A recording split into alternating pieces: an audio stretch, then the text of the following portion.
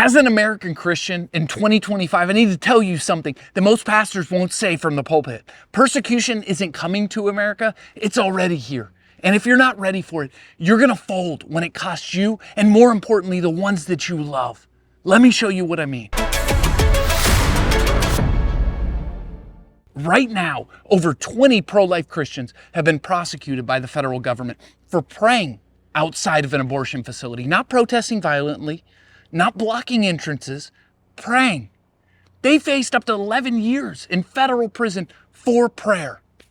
President Trump just pardoned 23 of them this year. But think about that. In America, it took a presidential pardon to pardon people for praying. In Virginia, a teacher named Peter was just fired for not using the preferred pronouns of someone. 15 years of service just gone. He fought back and ended up winning a settlement, but he lost his career for his faith. In Colorado, a baker named Jack Phillips has been sued 3 separate times for refusing to create cakes that violate his religious beliefs. It was finally taken to the Supreme Court in 2018, dismissed, but he was sued in 23. In Oregon, another couple refused to provide a cake for a gay wedding and lost their livelihood for telling the truth. This isn't theory. This isn't coming. This is happening right now in America. And here's what bothers me. Most Christians think persecution means lions and coliseums. They think it's dramatic. They think they'll recognize it when it comes. But persecution doesn't always look like Rome. Sometimes it looks like losing your job, losing your business, your freedom, and it's already here. Jesus said in John 15, if they persecuted me, they will persecute you. Not might, not could, they will. That's a promise. And American Christians thought we got a pass because we have the First Amendment. But that pass is ending. Now, before you think this is as bad as it gets, let me show you where we're headed as a country. In England, right now, a woman named Isabel Vaughan has been arrested twice for praying silently near an abortion clinic. Not protesting, not speaking, not holding a sign, just praying in her head. The police arrested her in November of 22, interrogated her, charged her with a criminal offense. She was eventually acquitted. The court ruled that she should be acquitted, but she was arrested again in 23 and then investigated again this year. They kept investigating her for praying.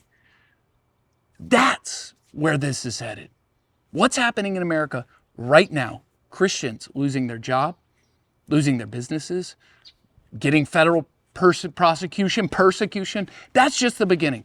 England shows us what's next, and we're not ready. So I'm going to show you 3 things you need to do this week to prepare for what's already here. Not next month, this week. And if you skip even one of these, you're not going to be ready when it costs you something. But first, let me ask you a question that's going to expose everything. If sharing the gospel could cost you your job tomorrow, would you still share it?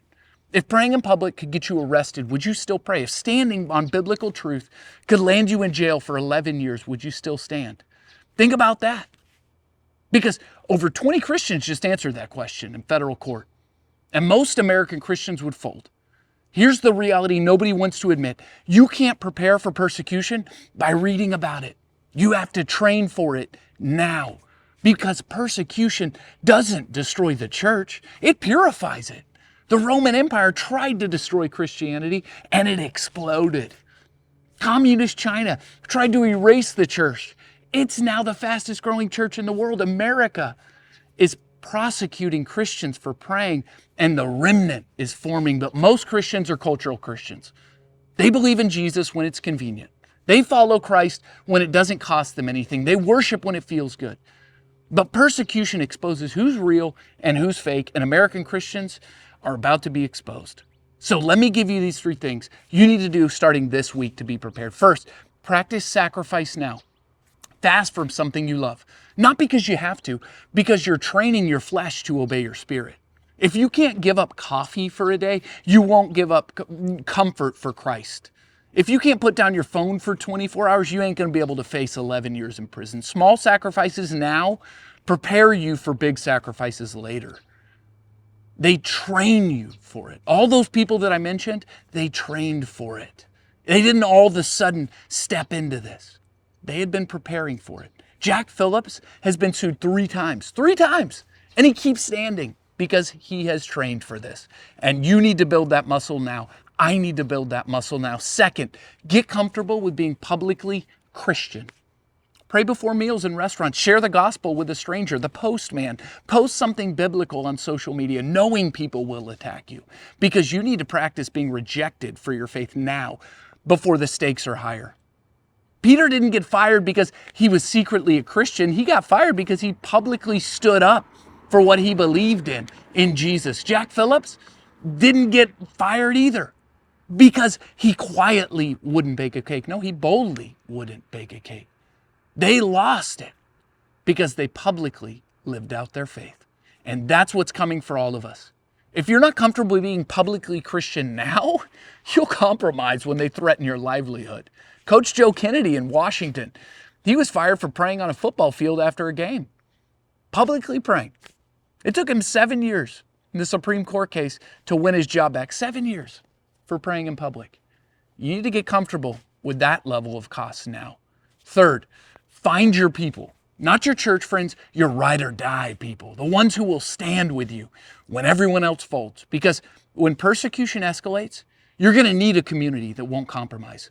And you need to build that community now. Those Christians who face federal prosecution aren't standing alone. They have communities supporting them, praying for them, standing with them, speaking truths over them. Peter, he had people who helped him fight for 7 years to win his settlement. Jack Phillips has been fighting for over a decade. He's not doing it alone. Isabel Vaughn in England, she had people who supported her through 2 arrests and years of investigations. You need to find your people now before you need them. Now, here's what I need you to hear. I'm not saying this to scare you.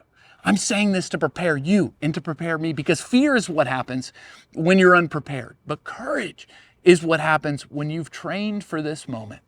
And the moment is here. Over 20 Christians faced 11 years in federal prison. Business owners, they're losing everything to follow Jesus. Coaches are fighting for years to pray in public. This isn't coming, this is now. And most Christians aren't ready because they thought persecution would look different. They thought they'd have time to prepare. They thought America was exempt. Persecution is here, and it's only going to escalate. Look at England. Silent prayer is a criminal offense, and that's where we're headed. So you have a choice. You can ignore what's happening right now and hope it doesn't get any worse, or you can prepare now while you still can. Most Christians will ignore it because they never trained for this. But you don't have to be most Christians. You can be part of the remnant, the ones who saw it coming, the ones who prepared, the ones who stood firm when everyone else folded. But you have to start training now. Jesus said in Luke 14, which of you, wanting to build a tower, doesn't first sit down and count the cost? He was talking about following him, and the cost is going up. So count it now. Decide now, because persecution isn't coming to America. It's here. And when it escalates, you won't have time to prepare. You're only going to have time to respond. And your response will reveal whether your faith is real or just cultural Christianity that crumbles under pressure. Now, here's what I need you to do right now. If this video woke you up, if you realize persecution is already here and you need to prepare, hit subscribe. Because we're not here to make each other comfortable. We're here to follow Jesus, to prepare one another for the calling that he's given us. I'm here to help you, to help me become the kind of believers who stand firm when everyone else folds. The kind who's been training for persecution while everyone else was chasing comfort. The kind who's ready for what's already happening. If that's you, if you're ready to stop being a cultural Christian and start being a warrior, hit subscribe now. And if you wonder if being prepared for something like this is a sin, check this one out right here. Hit subscribe, join us, and let's start training this week. Let's become the remnant God's called us to be.